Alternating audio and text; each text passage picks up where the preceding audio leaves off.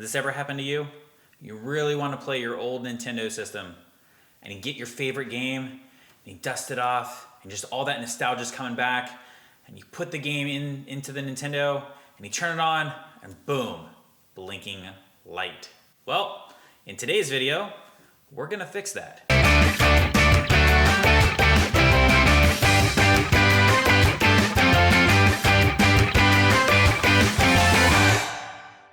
Today's video, we're going to be replacing the 72-pin connector inside your Nintendo Entertainment System. All you're going to need is a screwdriver, Phillips head, very, very simple.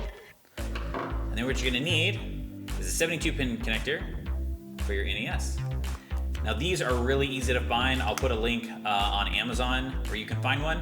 I use a company called XYAB. This is where I get all of my materials when I'm fixing up games. So if I ever need new power supplies, new parts, batteries, AV cables, that is the place to go if you're just looking for a simple replacement and you're looking for a non-original manufacturer or brand. I don't have any direct links to it. I'm not sponsored in any way. I just use them because, as I signed up, I get a little bit of a discount. They sell it to you in bulk and retail packaging, so it's very easy. I'll put links below. Go ahead and click on them if you like.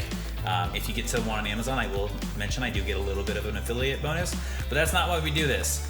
I run into this problem a lot where people give me old Nintendos and give them to me for dirt cheap, and really this problem is not a problem. So for me, for being a video game flipper, trying to build up my $0 collection, this is a very good, easy fix. So, no more talking, let's get right into this. All right, so the first thing that you're gonna wanna do is you're going to need to flip over your Nintendo, and there will be 6 different holes here. And in each one, you're just gonna stick in your Phillips head screwdriver and take out your screws.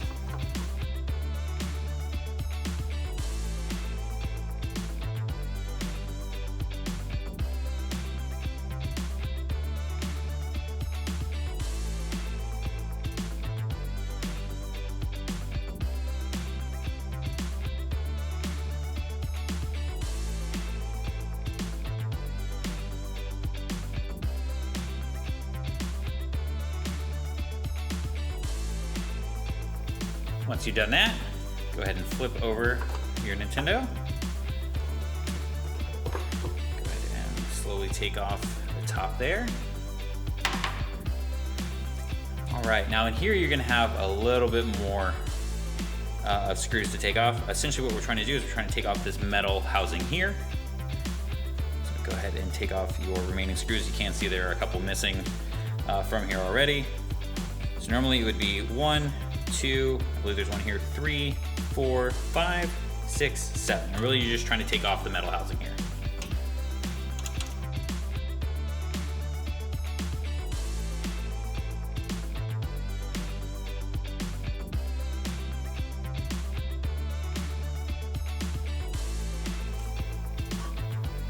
So you've done that, take off the metal housing. Really what we're trying to replace today is this item here.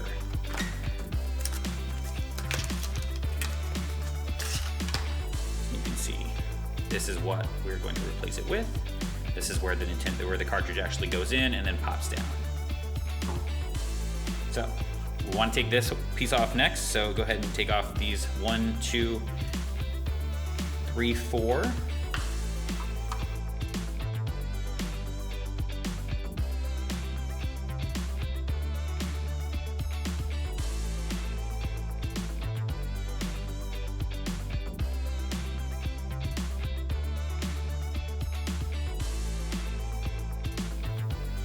You're done there, just want to go ahead and kind of slide this off.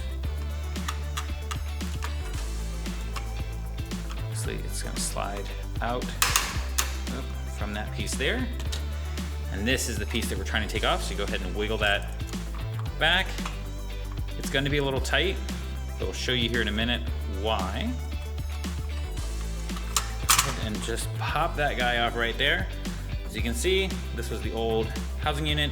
You can kind of see right here, one of the teeth is kind of messed up. I'm not saying that's what it is, but could be. I mean, you could go in and try to fix that, press it down, but for the about $12 that you have to get this is really what you're gonna want. All right, now that we've done that, you just need to go ahead and put this piece on. You wanna make sure that you have the top part is what's gonna be on the top, right? And you can kind of tell by these screws here. So these trapezoid pieces will need to point down, and you can kind of also tell by the screw holes.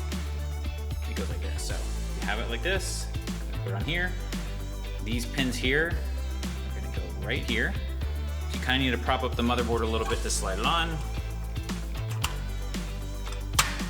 All right, and it should just pop right in. Now, the pins are brand new, right? So it's gonna feel like you're forcing it, and you kind of are. Don't worry, you're not breaking it, but it does need to fit on there, snap in snugly. Snugly, that's a fun word. And then we're essentially done. We just have to reverse engineer all of it and put it back together. So here we go. Okay, one tricky part I will say is when you're trying to get this under here, this piece, let's see if we can get that right. This piece here is to line up with this, and then this hole here needs to kind of go under where the pins are. So that top part that I said that overhangs, that needs to come through this slot here. So you've got it in there and you've got it all lined up. Just go ahead and put your screws back in, and we'll see you when it's time to test. Okay, one thing I will tell you not to do. Do not screw these front ones in too low or too tight, because then you can't get the game system to come up and down. So go ahead and just loosen it just a bit on each side. Give it a test, and it should pop up and go right back down. Pop up, pop down, pop up, pop down. Easy peasy. All right, back to the TV. All right, now that we're back, go ahead and plug it back in. Get once again, your favorite game, and put it in. Now, because the pins are brand new, it will need to get pressed in. All right, let's test it out. Down. Booyah! And now you can play your favorite Nintendo games, and all for just finding a $15 piece and a screwdriver and just watching this tutorial. Well, I hope you thought that was informative. I mean, it's really saved me a lot of time just replacing those and getting the old Nintendos to work. If you found a deal on a Nintendo and you just really wanted to get it to work, or your old Nintendo just isn't turning on anymore, don't fret.